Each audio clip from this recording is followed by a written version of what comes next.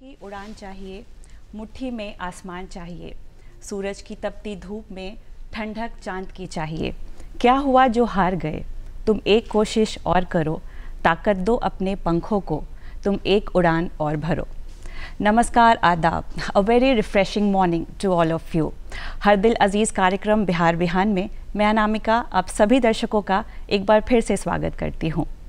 इस कार्यक्रम के ज़रिए हम हर रोज़ आपसे जुड़ते हैं, आपके लिए लेकर आते हैं ढेरों जानकारियाँ, आपका मनोरंजन भी करते हैं, साथ ही आपको नए मेहमान से रूबरू भी कराते हैं, उनके कुछ छुए अनछुए पहलुओं को आप तक पहुंचाते हैं।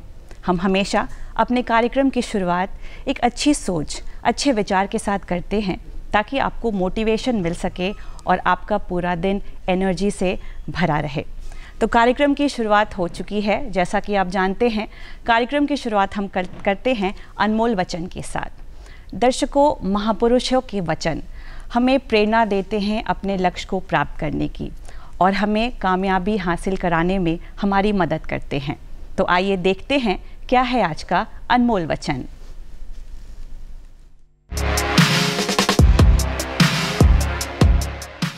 यह स्वास्थ्य ही है जो हमारा सही धन है, सोने और चांदी का मूल्य इसके सामने कुछ नहीं।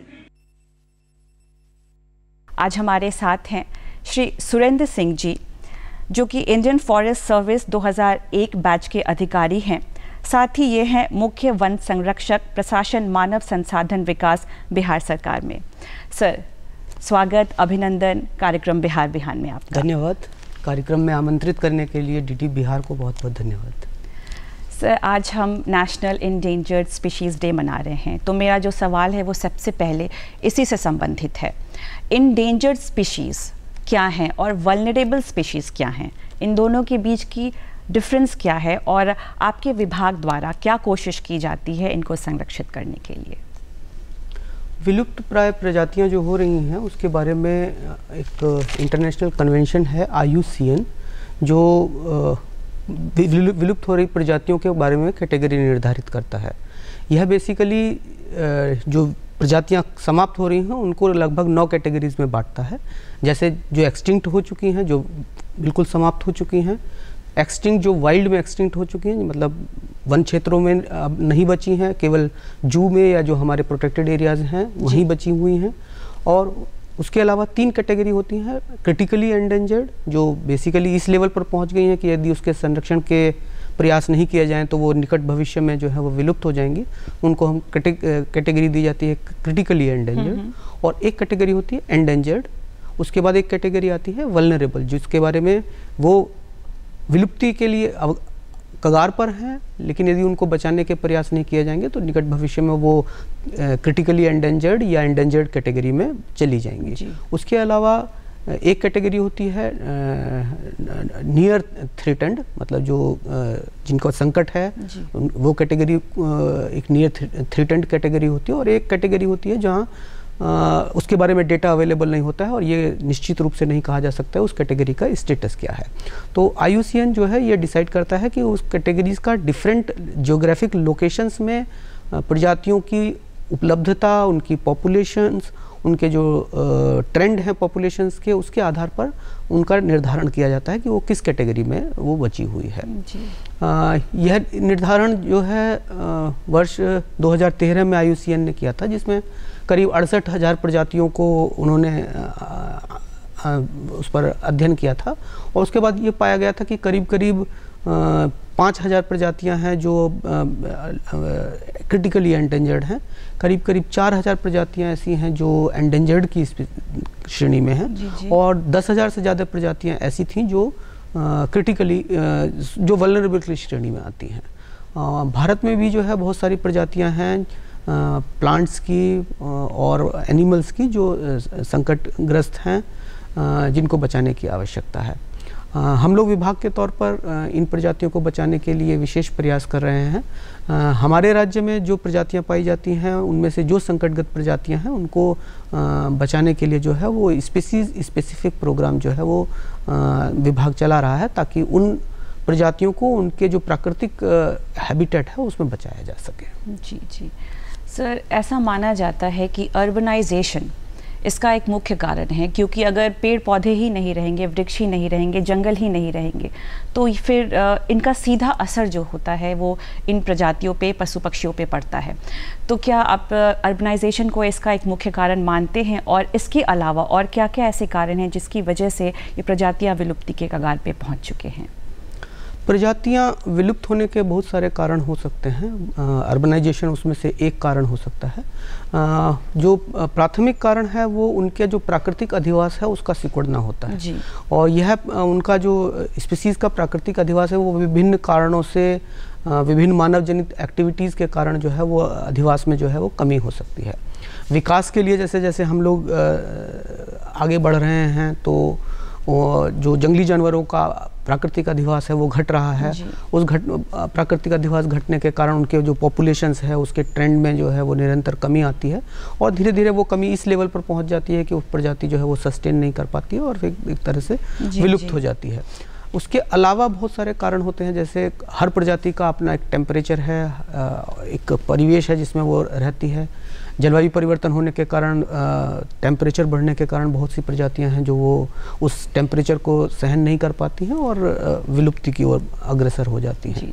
उसके साथ साथ जो हमारे एक्वेटिक एनिमल्स हैं जो पानी में रहते हैं, उस पानी का प्रदूषण का स्तर यदि बहुत ज़्यादा बढ़ जाए तो वो प्रजातियां जो हैं वो उनके संख्या में निरंतर कमी आने लगती है और धीरे धीरे जो है वो विलुप्ति की ओर बढ़ जाती है। उसके अलावा कुछ जेनेटिक रीजन होगा। हम अपने चर्चा को आगे भी जारी रखेंगे। दर्शकों, कहते हैं स्वस्थ शरीर में स्वस्थ मन का निवास होता है, और स्वस्थ रहने के लिए नियमित रूप से योग करना आवश्यक होता है। योग हमें कई तरह की बीमारियों से बचाता है और हमारे शरीर को स्वस्थ रखता है। तो आइए देखते हैं आज के दिन योग बिहान में क्या है खास।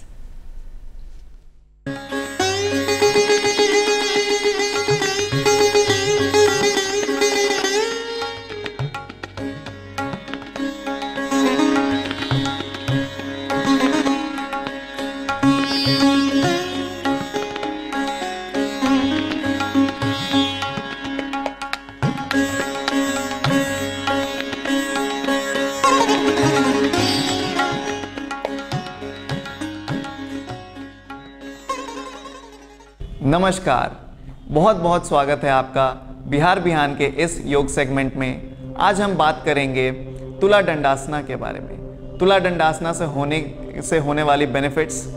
तुला दंडासना से आपका पैर में स्ट्रेंथ बहुत ज़्यादा आता है, आपके अपर स्पाइन और लोअर स्पाइन में बहुत ही ज़्यादा पावर देता है, आपके लेग्स में, थाइज में और आपके आर्म्स में बहुत ज़्यादा पावर जनरेट करता है, आपको बहुत ही स्ट्रेंथन करता है। तो आइए हम देखते हैं तुला दंडासना। चलिए अब हम करेंगे तुला दंडासन। दोनों हाथ को सांस लेते हुए ऊपर उठाएंगे, हाथों की उंगलियों को लॉक करेंगे और सांस छोड़ते हुए नीचे जाएंगे।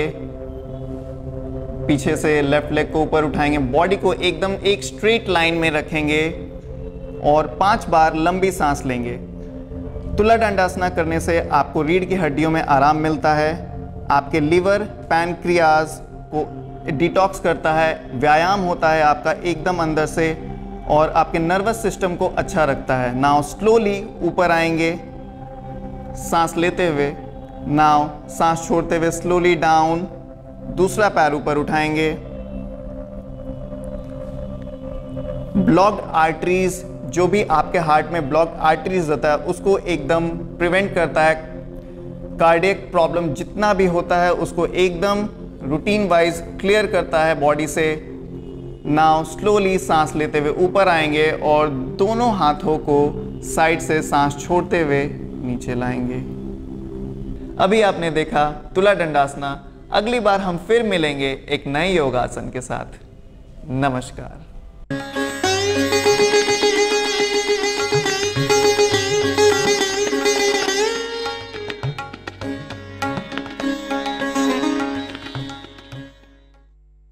कार्यक्रम में आपका एक बार फिर से स्वागत है। हम बातें कर रहे हैं सुरेंद्र सिंह जी से। सर, ब्रेक पर जाने से पहले हम चर्चा कर रहे थे कि और क्या कारण हैं जिनकी वजह से ये प्रजातियां लुप्त होती जा रही हैं।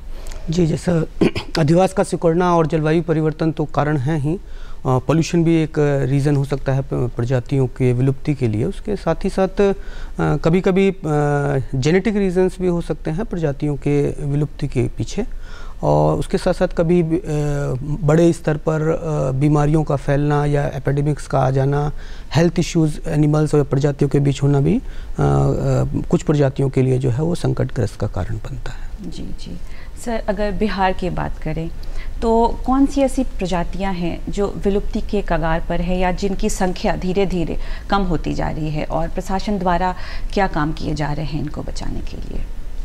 राज्य जो है वो बायोडाइवर्सिटी के मामले में देखा जाएगा तो बहुत ही समृद्ध राज्य है, लेकिन फिर भी कुछ प्रजातियां ऐसी हैं जो संकटग्रस्त हैं, जो विलुप्त की ओर जा रही हैं, जिनको संरक्षित करने की आवश्यकता है। हमारी जो स्पीसीज़ है रॉयल बंगाल टाइगर है, वो भी जो है वो क्रिटिकली एंडेंजर्ड श्रेणी में आता है। राइनो भी जो है वो एंडेंजर्ड श्रेणी में आता है।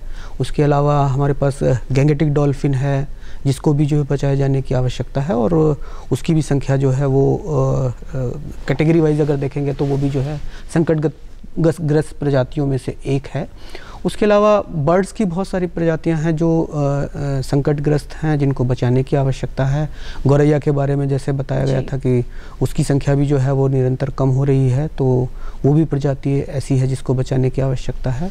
उसके अलावा वल्चर्स की बहुत सारी प्रजातियां हैं जो जिनकी संख्या में समय के साथ साथ जो है वो कमी हुई है। तो ये सारी प्रजातियां हैं जो राज्य में जिनकी संख्या कमी हो रही है, और राज्य सरकार द्वारा जो है वो इनकी संख्याओं को बढ़ाने के लिए, उनको संरक्षित करने के लिए जो है विशेष रूप से प्रयास किए जा रहे हैं। जैसे गैंगेटिक डॉल्फिन्स को बचाने के लिए जो है वो स्पीसीज स्पेसिफिक प्रोग्राम चलाए जा रहे हैं, जिसमें गैंगेटिक डॉल्फिन जहां पाई जाती है उसमें उसको संरक्षित करने के विशेष रूप से प्रयास किए जाते हैं। उनका अवैध रूप से शिकार ना हो सके, उनको प्राकृतिक रूप से जो है उनको खान पान मिल सके, उस तरह के प्रयास जो है वो विभाग करता है। उसके साथ ही साथ जो हमारा वाल्मीकि टाइगर रिजर्व है या दूसरी सेंचुरीज़ हैं, वहाँ पर स्पीसीज़ को बचाने के लिए जो है वो उस एरिया स्पेसिफिक प्रोग्राम चलाए जाते हैं, ताकि उस एरिया में जो है वो प्रजातियाँ जो है संरक्षित रह सकें। गंडक और जो हमारा गंगा है उसमें घड़ियाल पाए जाते हैं। उन घड़ियालों को बचाने के लिए हम लोग हैच करके जो है वो उनको रिलीज़ करते हैं। साथ ही साथ जो उनके जो प्रजाति वहाँ पाई जाती हैं उनको बचाने के लिए जो है प्रयास किए जाते हैं। इसके लिए हम लोग जो है वो घड़ियाल स्पेसिफिक प्रोग्राम चला रहे हैं, जो बेसिकली गंगा और गंडक में जो है वो चलाए जाते हैं, ताकि इन प्राकृतिक परिवेशों में जो है इन स्पीसीज़ को बचाया जा सके। जी सर, प्रकृति से हम हैं, पर्यावरण से हम हैं, ये हम सबकी जिम्मेदारी है कि हम अपने पर्यावरण को बचाएं, प्रकृति को बचाएं। सर, पेड़ पौधों का कटना और उनके निवास स्थान में इस तरह से हलचल रहना, डिस्टर्बेंस रहना, तो सर ये कहीं ना कहीं हमारे इकोसिस्टम को भी डिस्टर्ब करता होगा।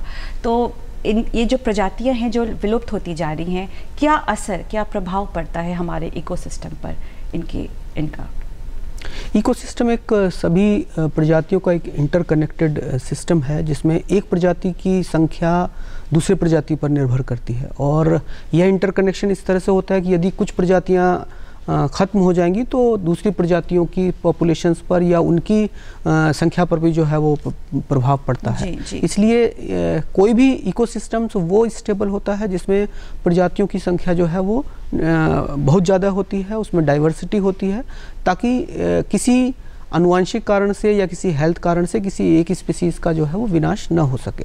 इसके लिए इकोसिस्टम में बायोडाइवर्सिटी बनाए रखना बहुत आवश्यक है, और इसलिए जो नेचर में बायोडाइवर्सिटी बनी हुई है उसको बचाना और उसको संरक्षित करना जो है वो के लिए विशेष प्रयास होने चाहिए। यह केवल एक मोरल रेस्पॉन्सिबिलिटी ही नहीं है, यह बेसिकली हमारे स्वयं के अस्तित्व के लिए है, क्योंकि यदि जो इकोसिस्टम में प्रजातियों की डाइवर्सिटी कम होगी तो कहीं ना कहीं हमारा स्वास्थ्य, हमारा वेलबींग जो है उससे प्रभावित होगा, और हमारा अस्तित्व, मानव का अस्तित्व जो है वो खतरे में पड़ जाएगा। जी सर, बहुत अहम बातें आपसे हो रही हैं। हम अपने चर्चा को आगे भी जारी रखेंगे। दर्शकों, प्राकृतिक उपचार एक ऐसी उपचार की पद्धति है जो बड़े से बड़े बीमारी, लाइलाज बीमारी को भी आसानी से ठीक कर सकता है। आइए इस पर और जानकारी लेते हैं अपने एक्सपर्ट से।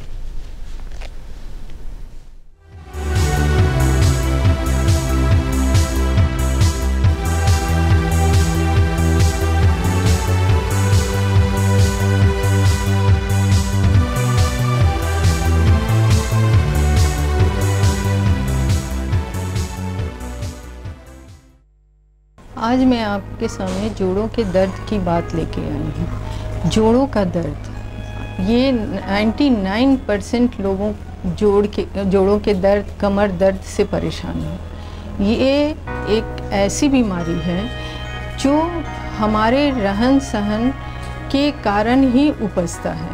आज कैल्शियम की बहुत कमी हो गई है लोगों में, क्योंकि कैल्शियम एक ऐसा पदार्थ है जो हम यदि खान पान के द्वारा अपने शरीर में उत्पत्ति करते हैं तो हमें हड्डियों की बीमारी कभी नहीं हो सकती। इसके लिए जैसे कि दूध में प्रचुर मात्रा में कैल्शियम पाया जाता है। अब हमें आज के युग में गाय की क्वालिटी भी गाँव वाली नहीं रही। अब तो शहर के में जो भी नस्ल आती है उसमें कैल्शियम उतनी मात्रा में पाया नहीं जाता है जितना कि हमारे शरीर को ज़रूरत है। इसके रखरखाव के लिए हमें शुरू से अपने रहन सहन पे ध्यान देना होगा। सबसे पहले चूँकि महिलाओं में भी ये बीमारी बहुत तेज़ी से है और जेंट्स में भी है, तो हमें ये देखना होगा कि आखिर ये होता क्यों है। कैल्शियम से ही तो हम कैल्शियम को किस तरह से प्रचुर मात्रा में अपने बॉडी में लाएंगे, पहली बात। दूसरी बात ये है कि टॉक्सिन बॉडी में जब भी हमारे शरीर में आता है तो अगर हम निकालते जाते हैं तो हमारे शरीर से टॉक्सिन निकलता है तो हमें जोड़ों के दर्द को कम झेलना पड़ता है, क्योंकि टॉक्सिन जाके जब हमारे जोड़ों में जमा होता है तो वो दर्द का रूप होता है। आजकल लोग बोलते हैं जैसे कि घुटना में आपका लिक्विड नहीं बन रहा है जिस कारण घुटने में दर्द है। क्या पुराने ज़माने में लिक्विड नहीं बन रहा था? बन रहा था, लेकिन वो रहन सहन के कारण। तो हमने अपने रहन सहन की पद्धति को इतनी पश्चिमी सभ्यता से जोड़ लिया है जिस कारण हमें ये परेशानी आ रही है। अब हम इससे निजात कैसे पाएँ? इससे निजात पाने के लिए आप पैकेट का आटा खाते हो, उसमें अगर थोड़ा सा और मेहनत करके रागी का आटा मिला लो तो रागी में प्रचुर मात्रा में कैल्शियम है जो आपके बॉडी में आप जितना कैल्शियम चाहिए वो आपको पूरा करेगा। तो ये बहुत बड़ी चीज़ नहीं है। रागी आपको बहुत आसानी से कोई भी दुकान में मिल जाएगा। उसका आटा ले लो, उसे गेहूं के आटे में मिक्स करके आप उसकी रोटियां खाओ। ये हुआ। सहजन का पत्ता, सहजन का पत्ता आप देखोगे गांव में लोग दाल में मिला के उसे खाते हैं, चाय या सब्जी बना के खाते हैं।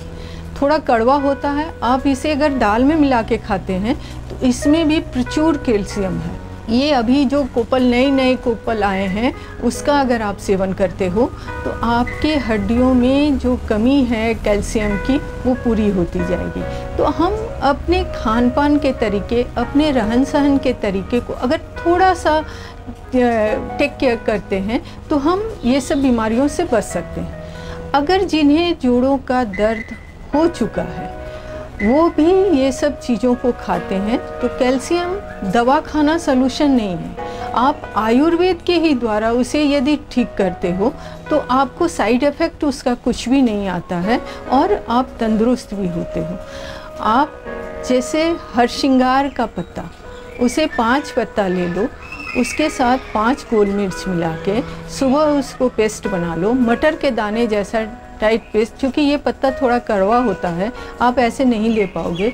उसे पानी के साथ निगल लेते हैं तो आपको जोड़ों के दर्द में काफ़ी फ़ायदा होगा, अर्थराइटिस में काफ़ी फ़ायदा होगा और आप में कैल्शियम भी बहुत तेज़ी से आएगा। अजवाइन को आप मस्टर्ड ऑयल, सरसों के तेल में धीमी आंच पे उसे पका लें। उस तेल को ठंडा होने दें, उसे छान के आप एक शीशी में रख लें। रात को सोते समय उसे जहाँ भी आपको पेन हो, घुटने के जोड़ में, कमर में, जहाँ भी हो, आप उसे धीरे धीरे मसाज करें। इससे होगा क्या, जो वहाँ पे टॉक्सिन जमा हुआ है वो धीरे धीरे ढीला पड़ने लगेगा और आपके बॉडी से रिमूव होता जाएगा। जो ही वो टॉक्सिन वहाँ से रिमूव होगा, आपको आराम मिलना शुरू होगा। और आप इसके साथ साथ अपने बॉडी में कैल्शियम की भी मात्रा को पूरा करते रहेंगे, जैसे कि ग्रीन टी का सेवन करें, 1 फुट वाली लहसुन की कलियां जो आती हैं उसका सेवन करें, आप प्याज का सेवन करें। ये सब जो होता है, ये प्याज जो होता है, ये टॉक्सिन को आपके बॉडी से निकालने में बहुत ही कारगर है, कच्चा प्याज इस तरह का। और जो प्याज नहीं खाते हैं वो बेसिल के पत्ते को पानी में उबाल के उसको पिएं। दर्शकों, आज के लिए इतना ही। नमस्कार।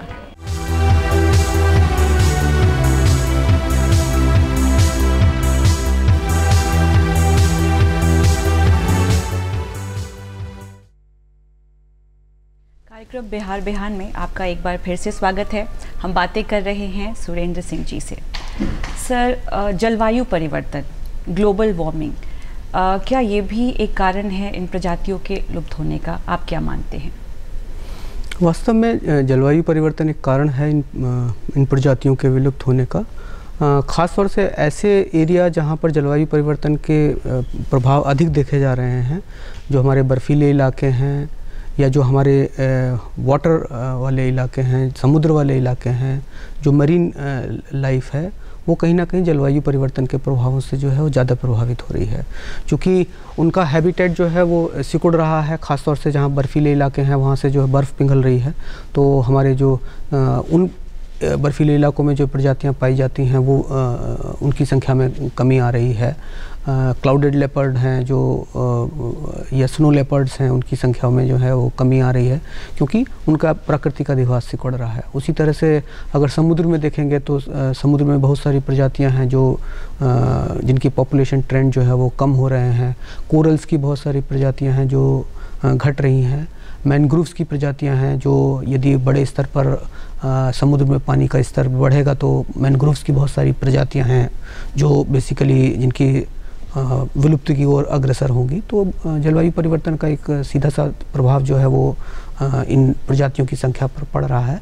साथ ही साथ टेम्परेचर बढ़ने पर कुछ प्रजातियों में बीमारी के लक्षण या नए बैक्टीरियाज, नए वायरसेस का जो है वो प्रभाव होना भी जो है वो जानवरों में और जो प्लांट्स हैं उसमें उनमें जो है वो बीमारियों को जन्म दे सकता है, जिसके कारण जो है कुछ प्रजातियां जो है वो संकटग्रस्त हो सकती हैं। साथ ही साथ उनका कुछ प्रजातियों का जो है वो प्रजनन जो है वो काफ़ी कुछ टेम्परेचर पर डिपेंडेंट करता है। यदि टेम्परेचर बढ़ता है तो उनके प्रजनन दर पर प्रभाव पड़ता है और उनकी पॉपुलेशन जो है वो धीरे धीरे कम होती चली जाती है और फिर कम होते होते इतनी कम हो जाती है कि फिर उनको सस्टेन किया जाना जो है वो संभव नहीं होता है।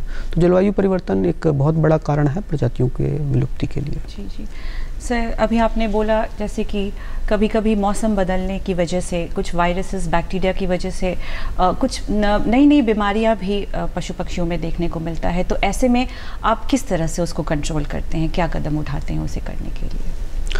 विभाग जो है वो प्राकृतिक कारणों से ही जो है वो इन बीमारियों पर नियंत्रण रखता है, क्योंकि हम लोग जो प्रजातियों का मैनेजमेंट करते हैं वो एक बड़े स्तर पर करते हैं। वो हमारे जो प्रोटेक्टेड एरियाज़ हैं या जो हमारे वाइल्ड लाइफ एरियाज़ हैं, हम लोग उनको प्राकृतिक रूप से जो है वो मैनेज करते हैं। तो बाहर से किसी तरह के केमिकल्स का या मेडिसिन्स का जो है ट्रीटमेंट तब तक नहीं किया जाता है कि जब तक कि वो किसी इंडिविजुअल के लिए बहुत ज़रूरी न हो जाए। तो जो प्राकृतिक रूप से हम लोग जो है वो जंगलों को मेंटेन करते हैं, उसमें किसी तरह का कोई केमिकल्स या किसी तरह के डिजीज़ को यदि कोई बड़े स्तर पर कोई इस तरह की कोई बीमारी हो रही हो तभी वो किए जाते हैं। अन्यथा जो है वो जंगल में प्राकृतिक रूप से ही जो है उनका प्रबंधन किया जाता है। यदि किसी प्रजाति के किसी इंडिविजुअल में कोई बीमारी रहती है तो उसको पकड़ करके उसको जो है वो हॉस्पिटल में ला करके जो है वो उसका ट्रीटमेंट जो है वो किया जाता है। तो हम लोग प्राकृतिक रूप से जो है वो जंगलों को मेंटेन करते हैं ताकि केमिकल्स को इस्तेमाल करके या मेडिसिन को इस्तेमाल करके उसके क्या दुष्प्रभाव जो है वो आने वाले समय में किसी प्रजाति विशेष पर होंगे यह कह पाना संभव नहीं है। इसलिए जंगलों का मैनेजमेंट जो है वो प्राकृतिक रूप से किया जाता है। बहुत अहम जानकारियाँ। सर, समय की थोड़ी कमी है, चाहेंगे जाते जाते आप पर्यावरण संरक्षण करना हम सबकी मॉरल रिस्पॉन्सिबिलिटी है, ड्यूटी है, इस पर आप कुछ संदेश हमारे दर्शकों को देना चाहेंगे संक्षेप में? यही कहना चाहूँगा कि जो हमारी बायोडाइवर्सिटी है एक बहुत बड़ा असेट है, देश के लिए नहीं राज्य के लिए भी इसको बचाने के विशेष रूप से प्रयास होने चाहिए। सरकार कर रही है, जनमानस को भी चाहिए कि इन स्पीसीज़ को बचाने के लिए जो है अपने प्रयास करें। जब कभी भी कोई इवेंट होती है, चाहे वो आपका बर्थडे है, चाहे वो आपका कोई इवेंट है, उसमें जो है कम से कम एक पेड़ ज़रूर लगाएं ताकि आने वाले समय में हम लोग जो है वो हरियाली देख सकें और जो प्रजातियां विलुप्त हो रही हैं उनको बचाने के जो है वो प्रयास हो सकें। साथ ही साथ यदि किसी विलुप्त प्रजाति के संबंध में यदि कोई ऑफेंस होता हुआ, कोई अपराध होता हुआ दिखाई दे तो पर्यावरण एवं वन विभाग को सूचित करें। हम लोग उस प्रजाति को बचाने के लिए, उसके शिकार को रोकने के लिए जो है सभी आवश्यक उपाय करेंगे। सर, बहुत अहम बातें आपने हमसे साझा की। आप हमारे कार्यक्रम में आए, अपना कीमती वक्त हमें दिया, इसके लिए आपका दिल से आभार। सर, देश लोकतंत्र का महापर्व मना रहा है, इस पे आप कुछ दर्शकों को कहना चाहेंगे? मैं कहना चाहूँगा कि लोकतंत्र जो जिस दिन वोटिंग होता है उस दिन जो है वो अपने मताधिकार का प्रयोग अवश्य करें और लोकतंत्र को सशक्त बनाएं। अपने मताधिकार का प्रयोग करें, घर से बाहर निकले, वोट करें, क्योंकि वोट करना हमारा राइट है। यहाँ रुकेंगे एक छोटे से विराम के लिए। आप बने रहिए बिहार बिहान के साथ, हम जल्द हाजिर होते हैं।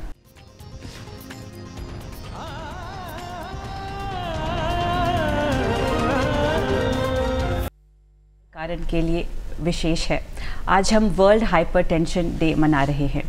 इसे मनाने के पीछे का उद्देश्य है युवाओं में खास करके ये बीमारी तेज़ी से बढ़ रही है।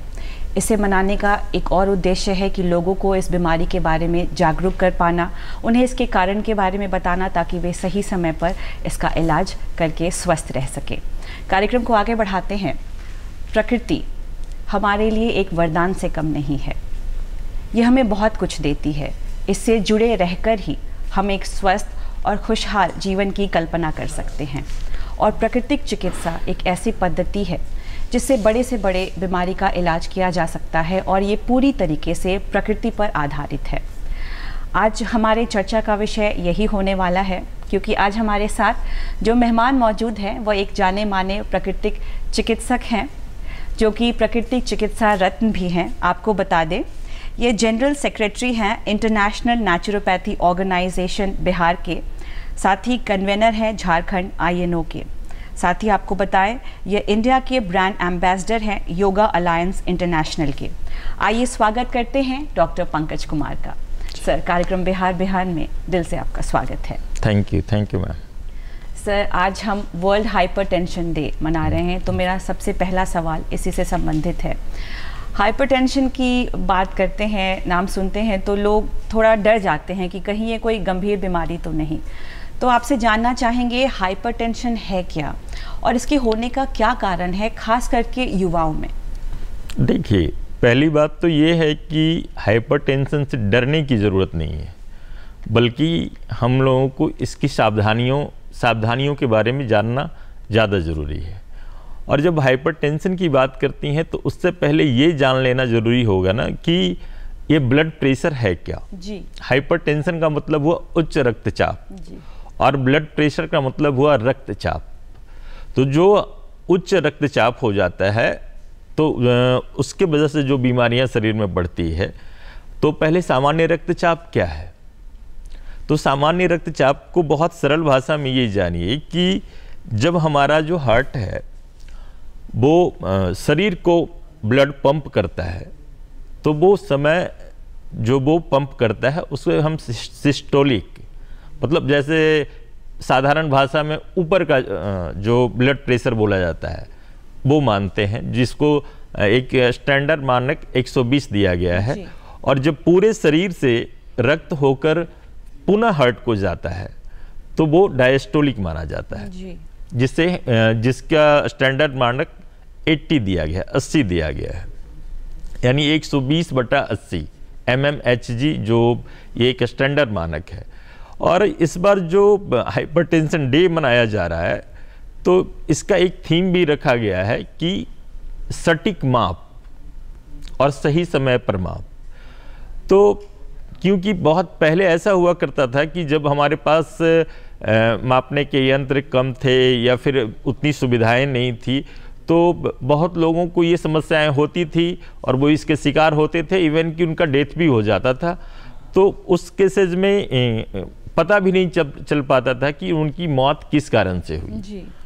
तो सबसे पहले हम लोगों को जो मापने का एक साधारण सूत्र, एक सामान्य सूत्र हम आपको वैसे बता रहे हैं कि अगर 40 वर्ष हमारी उम्र है, तो 40 वर्ष उम्र है तो 100 प्लस उम्र की आधी, अगर हम मेरी उम्र 40 वर्ष है तो 100 प्लस 20, ये हो गया सिस्टोलिक रक्तचाप जी। ठीक है। और जो डायस्टोलिक का है तो वो 120 माइनस वो 40 जो मेरा उम्र है, यानी सिस्टोलिक रक्तचाप माइनस हमारी उम्र जी, ये हो गया डायस्टोलिक। तो ये हो गया मतलब 40 से 50 के तक के उम्र वालों के लिए।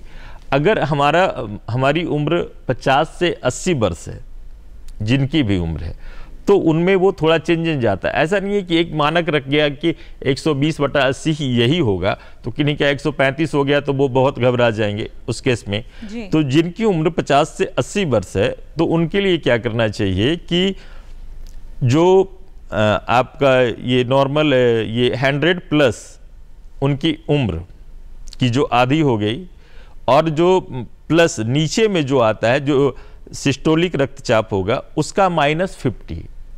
जैसे मान लिया किसी की उम्र 80 साल है, ठीक है, तो 100 प्लस उनकी उम्र की आधी यानी 140, वो सामान्य श्रेणी में माना जाएगा। और 140 माइनस उनका जो 50 बताए थे अभी, तो वो 140 माइनस 50 तो इक्वल टू 90। तो 140/90 भी अगर उनकी बीपी है तो वो सामान्य श्रेणी में माने जाएंगे। तो पहले ये जान लेना जरूरी होगा कि मान लिया 5 mg 10 mmHg ये जो बढ़ता घटता है, तो इसके लिए बहुत ज़्यादा घबराने की ज़रूरत नहीं है, सावधानियों की ज़रूरत है, और इस पे हम फिर आगे बात करते हैं जी।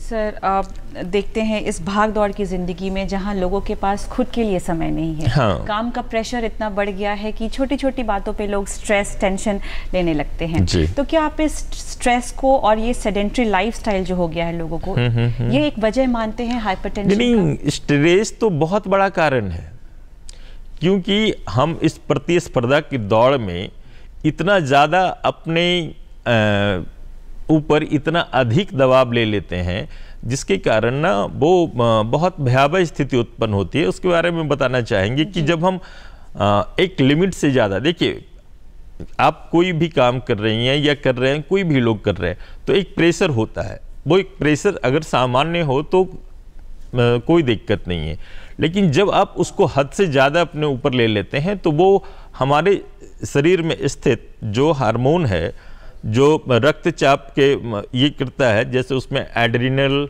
नॉर एड्रिनल, कार्टिसोल, इसका जो स्राव है ज़्यादा, जब हम टेंशन लेते हैं, ज़्यादा तनाव लेंगे, ज़्यादा दबाव में होंगे, तो इसका जो स्राव है वो तेज़ी से बढ़ जाता है। और जब इसका स्राव तेज़ी से बढ़ता है तो जो हमारी रक्त वाहिनियाँ हैं वो संकुचित हो जाती है, और हमारे जो में ये हृदय, किडनी को जो पोटेशियम सहित अन्य रसायन जो है उसको मेंटेन करते हैं, तो ये उनकी कमी हो जाती है। उस स्थिति में थक्का बनने लगता है, रक्त का थक्का बनेगा तो ब्रेन स्ट्रोक की संभावनाएं बढ़ जाती है, हार्ट अटैक की संभावनाएं बढ़ जाती है।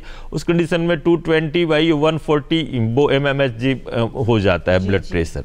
इसमें जो युवाओं को, अभी आप एक बात बता रही थी कि युवाओं का जो बढ़ जाता है, तो युवाओं का जो मेन है वो बढ़ने का कारण कि अभी लोगों का इतना ऐसा क्रेज हो गया, क्योंकि न सोने का टाइम, न जागने का टाइम, और काम के पीछे इतना भागना, दूसरा कि जो पूरा जो जीवन है वो अनियमित है।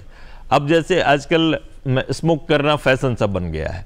आपको बता दें कि एक सिगरेट, तंबाकू, इसका बहुत तंबाकू, धूम्रपान, शराब का सेवन बहुत ही बड़ा कारण है, बट एक सिगरेट पीने से एक सिगरेट पीने के बाद हमारा जो सिस्टोलिक रक्तचाप है वो तुरंत 10 से 15 mmHg बढ़ जाता है, और इसको नॉर्मल होने में 2 घंटा लगता है। अगर जो लोग हर एक 2 घंटे 3 घंटे पे ये पीते हैं सिगरेट, तो उनका समझ लीजिए कि वो तो पूर्णतः दवाओं पे हैं, उसके आगे कोई उनका ये नहीं होता है। और जो लोग दवाओं पर हैं उनके लिए हम ये कहना चाहेंगे कि जो कंटिन्यू दवाएं ले रहे हैं और वो नेचुरल चीज़ को नहीं अपना रहे हैं, प्रकृति की ओर मतलब प्राकृतिक जीवन नहीं जी रहे हैं, तो उनके लिए तो ये ज़िंदगी बहुत दुर्लभ हो जाती है। जैसे ना कि किसी गाड़ी पे का हैंड ब्रेक लगा हुआ हो और उस गाड़ी को हम चला रहे हैं जी। ये स्थिति हमारे शरीर की हो जाती है। जी सर, हाइपरटेंशन की बात करें तो क्या इसका इलाज प्राकृतिक चिकित्सा के द्वारा संभव है? कितना कारगर है ये? नहीं, पूरी तरह इस विषय पर हम ब्रेक से लौटने के बाद बात करेंगे, चर्चा जारी रखेंगे। यहाँ पे रुकना होगा हम एक छोटे से विराम के लिए। अब बने रहिए बिहार बिहान के साथ, हम जल्द हाजिर होते हैं।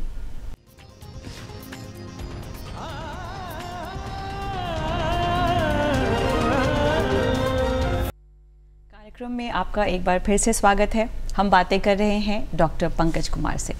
सर, ब्रेक पे जाने से पहले हम ये चर्चा कर रहे थे कि हाइपरटेंशन का इलाज क्या प्राकृतिक उपचार के जरिए मुमकिन है, किस तरह से कारगर है? हाइपरटेंशन का इलाज प्राकृतिक चिकित्सा द्वारा पूर्णतः संभव है।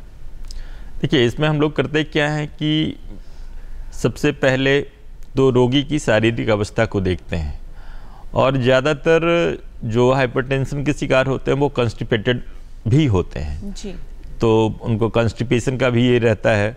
तो सबसे पहले तो मीठी पट्टी लोअर एब्डोमेन पे दी जाती है। उसके बाद फिर पेट की गर्म ठंडी सेक, रीढ़ की गर्म ठंडी सेक, उनकी शारीरिक अवस्था के अनुसार रीढ़ स्नान, स्पाइन बाथ होता है। फिर एनिमा, हॉटपॉट बाथ, ठंडा कटी स्नान, वो अलग अलग विधियां हैं जिनका वो शारीरिक स्थिति को देखते हुए उनको देते हैं। पर एक जो शेड्यूल होना चाहिए कि अगर हम हाइपरटेंशन है तो हम किस तरह का प्राकृतिक जीवन जिए जिससे हमारा वो सामान्य रक्तचाप हो जाए। तो उसके लिए क्या करना है? सबसे पहले तो अधिक वजन है तो वजन कम कीजिए। तो ऐसा भी नहीं है कि आप डे 1 से बहुत ही ज़्यादा खाना छोड़ दीजिए, ये कर दीजिए, वैसा नहीं है। एक जो सामान्य जीवन जीना है उसमें है क्या कि सबसे पहले ब्रह्म मुहूर्त में जागिए। ब्रह्म मुहूर्त में जागने के कहने का मतलब है हमारा जो सर्केडियन क्लॉक, जैविक घड़ी जो बिगड़ी हुई है उसको मेंटेन करना। तो अगर हम सवेरे ब्रह्म मुहूर्त में जागते हैं और अपने शौच क्रिया से निवृत्त होकर 45 मिनट, 30 से 45 मिनट, मिनिमम 1 घंटा तक, मतलब मिनिमम 45 मिनट, मैक्सिमम 1 घंटा का एक साधारण वॉक करें। अगर आपका उस समय बहुत ज़्यादा बीपी बढ़ा हुआ है तो एक निश्चित समय तक, ज़्यादा देर नहीं और ज़्यादा तेज़ी के साथ नहीं, वो टहलना है। टहलने के बाद आधे घंटा आसन प्राणायाम का अभ्यास करें। उसके बाद 12 बजे तक जो आपका भोजन हो वो 100% अल्कलाइन भोजन। जैसे प्राकृतिक चिकित्सा ये मानती है कि हमारा जो पूरा आहार हो 80% क्षारीय और 20% अम्लीय हो। तो वो जो 12 बजे तक हम लोग जो भोजन करें, अगर हमारा वेट 70 kg है तो 700 ग्राम फल खाएं। अगर आप डायबिटिक नहीं हैं तो 2 अंजीर, 10-15 मुनक्के, और डायबिटिक हैं या नहीं तब भी 50 ग्राम अंकुरित अनाज, जिसको अमृत भोजन की संज्ञा दी गई है। जैसे चना 15 ग्राम, मूंग 10 ग्राम, मूंगफली 8 ग्राम, मोठ 6 ग्राम, मसूर 6 ग्राम और सफ़ेद तिल 5 ग्राम। ये अगर सबको मिश्रित करके ये पूरा 50 ग्राम लेते हैं तो ये अमृत भोजन। और ये आप 12 बजे तक इसी आहार पे रहें। 12 बजे के बाद जब आप जो खाना आप खाते हैं वो आपके अपने मनपसंद खाना खाएं, जो उसमें बहुत ज़्यादा हम इंटरफेयर नहीं कर रहे हैं। बट खाने के पहले अगर 70 kg वेट है तो 350 ग्राम सलाद जरूर खाएं। और वो दूसरा क्या है कि सलाद खाने के लिए लोग सोचते हैं कि पूरा प्लेट में काट करके रख लें, तो वो मुश्किल होता है थोड़ा खाना। अभी गर्मी का सीज़न है, एक खीरा, एक मूली, एक गाजर, कुछ भी ले लीजिए तो 250-300 350 ग्राम हो जाता है। छिलकर ऊपर से नमक मत डालिए। ये ध्यान रहे कि सलाद में ऊपर से नमक, या पूरी तरह खाने में ऊपर से, पूरे दिन में आपको 2.5 ग्राम से 5 ग्राम तक नमक का सेवन करना है। तो इसके अंदर ही नमक का ये करें और वो पहले अपना सलाद खा लें, उसके बाद जो आपको पसंद का खाना है खाएं। रात्रि जैसे जैसे मतलब दिन ढलता है, शाम होता है, तो शाम का खाना भी पहले खाएं। और अगर इस जीवन को आप जीते हैं तो निश्चित तौर पे अगर आप दवाएं भी ले रहे हैं तो धीरे धीरे उसका डोज कम होगा और एक टाइम ऐसा आएगा कि जब आप पूर्णतः स्वस्थ हो जाएंगे। जी सर, बहुत अहम चर्चा हो रही है हमारी। सर, हर किसी का जीवन व्यस्त होते जा रहा है, ऐसे में अगर कभी ज़ुकाम हो जाए या किसी तरह का फीवर हो जाए, बीमारी हो जाए, हम चाहते हैं कि हम जितनी जल्दी दवा लें और जितनी जल्दी ठीक हो सकें, जिसकी वजह से हो क्या रहा है कि दवाइयों के प्रति लोग एडिक्टेड होते जा रहे हैं। इसके साइड इफ़ेक्ट्स भी काफ़ी देखने को मिलते हैं। तो क्या दवाइयों पर इतना ज़्यादा निर्भर होना सही है? बिल्कुल नहीं। देखिए, जैसे प्राकृतिक चिकित्सा ये कहती है कि सर्दी, बुखार, ये सब जो डिजीज है, ये तीव्र रोग हमारे मित्र हैं।